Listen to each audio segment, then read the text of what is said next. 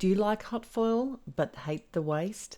Today I'm going to be using both the positive and negative version of the foil and sharing 2 clean and simple cards with you.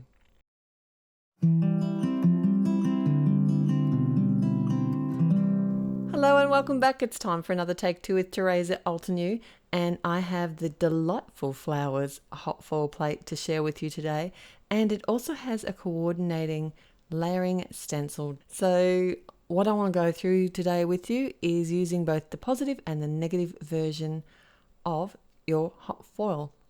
To get my positive version of the image, I'm actually going to be doing this with some black hot foil here because I want it to look kind of like a stamped image, but if you look closely at it, it's going to be a little bit shiny and have a slight impression in the cardstock, so it just amps it up a little bit. Now just follow whatever your machine's instructions are for getting the positive image with a hot foil die, and for me the foil press is 20 seconds on the medium heat with this particular foil and this particular cardstock that I'm using, but I've only learnt that through trial and error.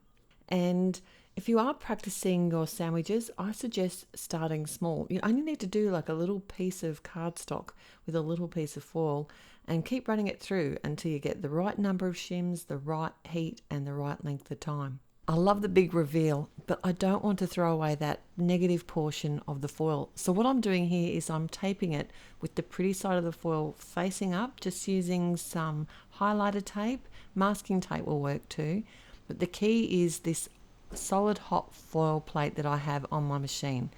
Now I've got that heating up and I've got it on the highest heat for 30 seconds and I've added 2 shims, and I only know this because I have practiced this sandwich, but every machine's different and I will show you the big reveal very soon.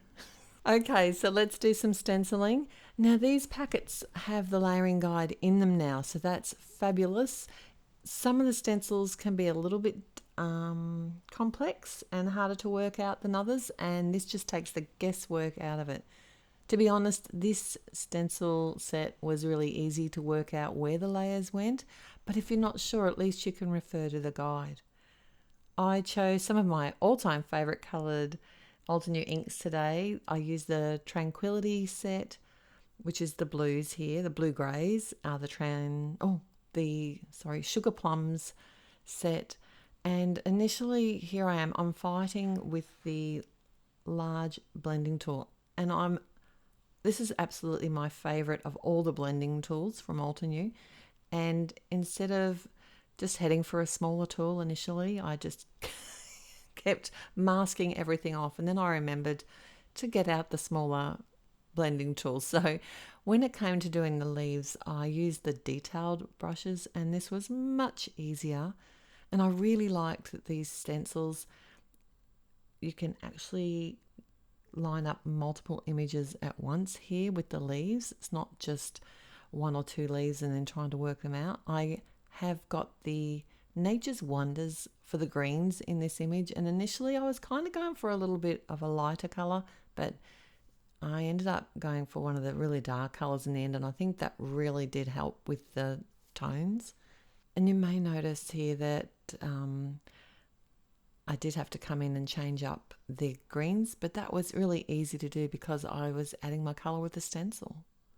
And I also added the greens to the center of the flower. I did think about bringing some more colors into it, but I like kind of keeping a fairly consistent color palette if I can. So I've got a fantastic sentiment. It's from the Ornamental Bliss stamp set, and I'm white heat embossing that on some dark purple cardstock.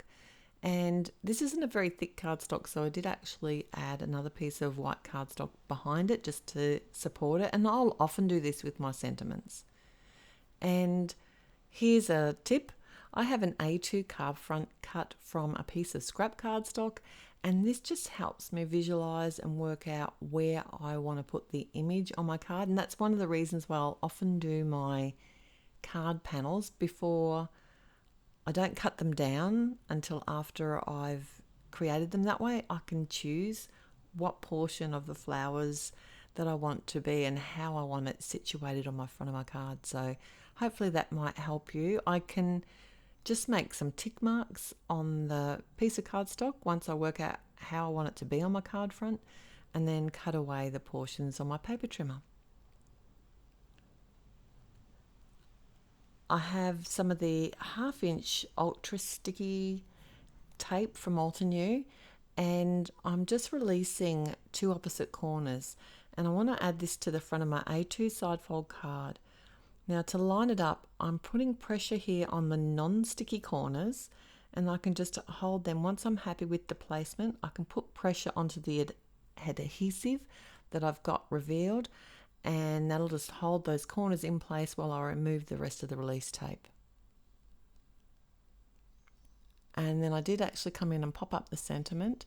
I cut it longer than I needed because I wasn't really sure where I was going to put it on my card, but to cut the excess off, I find I have a lot better success in cutting it straight by flipping the card over and cutting it away with a large straight pair of scissors, as opposed to a crooked pair of scissors. Okay, are you ready for the big reveal? Sometimes I hold my breath when I'm doing hot foiling. It is a game of playing with different cardstocks, different foils, and different hot foil plates will react differently. So I often just make little notes of what does work, and that way I don't have to retest it every time. But here's the big reveal. I just love the look of this glossy black hot foil. How awesome is that? And there's not a speck left. I know, I was actually doing a little dance for joy right here. So I didn't want to kind of do too much to this card, so I cut the panel down, popped it up on the front of a card, and added a simple circular sentiment from the Magnolia Ballerina stamp set. And there's a couple of places where I could have put the sentiment, but I chose to sort of put it up in the upper left-hand portion of the card front. And I really like how these 2 cards came out. You have to let me know which is your favourite. Mine has to be the black one. There's no question asked. It's just such a dramatic card, and in real life even more so. I hope you've enjoyed today's tutorial and have an opportunity to use both the positive and the negative portions of your hot foil. Till next time, bye. Hello crafters, Jen here. For more tips, techniques, tutorials, and to discover which paper crafting products are right for you, subscribe to Altenew's YouTube channel. Make sure to hit the notification bell so you don't miss any videos. Thanks for watching.